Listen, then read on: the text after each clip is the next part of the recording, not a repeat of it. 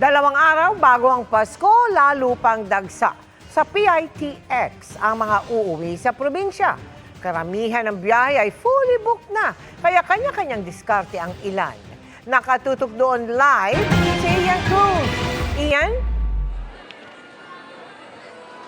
Mel, talagang kahit gabi na, nakikita nyo naman talagang dagsa pa rin ang ating mga kababayang pasahero dito sa PITX. At sa araw na ito lamang, Mel, as of 6 p.m., nasa 172,000 na ang mga pasaherong dumaan dito sa PITX, dalawang araw bago ang Pasko.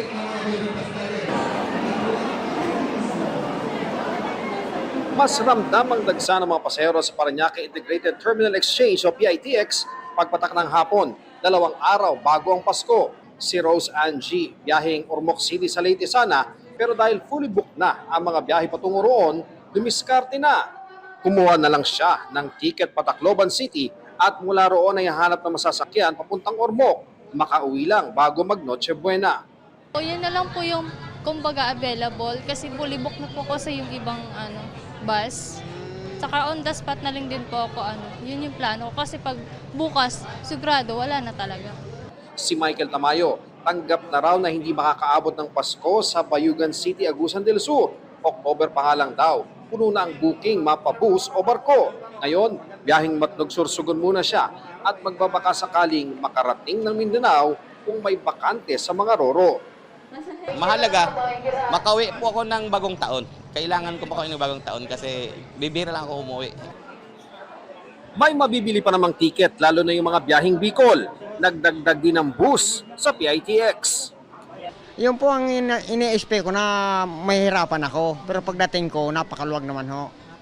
Po, wala pang 20 minutes nagkaroon ako ng ticket. Naasahan po natin na 23 po ang pinakamaraming mga babiyahe dahil ito na po yung last day bago po yung start ng ating Christmas holiday. 190,000 to 200,000 po nakita natin for today. Bandang tanghali, nagkaroon ng ilang segundong power interruption dito sa terminal pero hindi naman nakaapekto sa operasyon. Wala December 19 hanggang kahapon, kulang 800,000 pasahero na ang dumaan dito sa PITX. Sa Marikina naman, higit 200 ang mga pasahero ang stranded sa BF City Terminal dahil sa delayed na mga bus papuntang Leyte at Roa City sa Visayas. Ayon sa dispatcher na si Roger Milares, sobrang dami ng mga bus at private vehicle na gumagamit ngayon ng Roro vessels mula Katiklan papuntang Batangas Port, kaya naiipit ang mga bus. Ang ilan nga raw, kahapon umalis ng alas 7 ng umaga, pero ngayong hapon lang nakarating ng Katiklan Port. Sobra-sobra ang dami ng mga bus, hindi kaya ng barko, isakay lahat. Kaya nga kakadili. Ang ilan sa mga pasahero, kahapon pa naririto at naghihintay ng kanilang mga bus pauwi ng probinsya. 4 o'clock po daw po darating namin kasi yung sakyan daw na barko yung may problema. Dagsa rin ang mga pasahero sa mga bus terminal sa Cubao, Quezon City kung saan pinipilahan ng mga biyahe pa Northern Luzon at Bicol. Ayon sa admin ng terminal, tuloy-tuloy ang biyahe bagamat nagkakaroon ng delay dahil sa traffic. Aantayin na lang talaga. Basta makauwi para makapagpasko naman sa pamilya.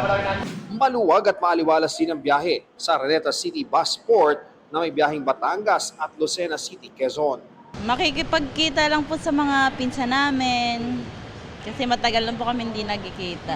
Babalik po kami ng 25 ng tanghali para dito na rin sa anak ko sa boarding house niya. Doon din na kami magpapasko na. Nasa 1,600 na special permits na ang na-issue ng LTFRB para sa karagdagang bus.